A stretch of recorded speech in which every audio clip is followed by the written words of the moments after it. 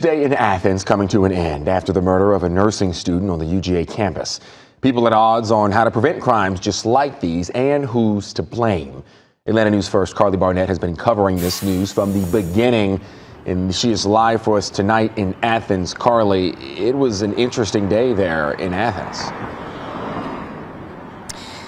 Alan, needless to say, it was. It started with the mayor speaking out and people interrupting him, saying that he had blood on his hands. It ended with a rally here at the Arch where students said that the issue of immigration is overshadowing the matter of protecting women. This all done in a community that is still reeling from this young woman's murder.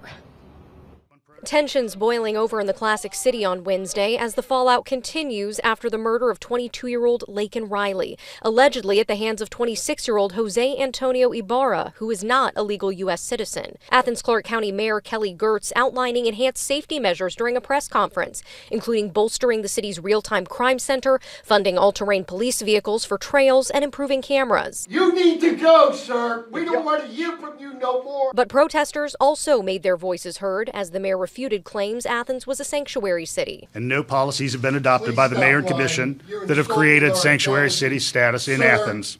You need to resign. While Georgia law technically bans sanctuary cities, protesters referred to a 2019 resolution signed by Gertz showing support for, quote, our immigrant and undocumented neighbors. This lawlessness needs to stop. Migrants are welcome here.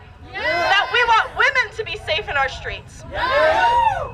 And that they cannot divide us. As the sun set, a group assembled at the Arch saying the matter of immigration is becoming politicized and distracting from what they say is the real problem. For racist deportation. This is an issue of patriarchy.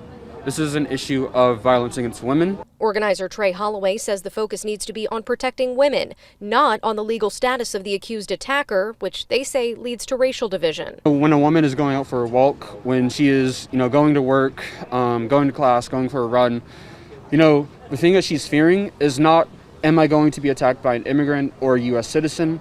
What they are fearing is being attacked by a man. Women and girls won't be silent. Women and girls won't be silent. Laken Riley's death was the first on-campus homicide since 1983. She will be laid to rest on Friday. The service will be in her hometown of Woodstock. Live tonight in Athens, Carly Barnett, Atlanta News First. Carly, thank you.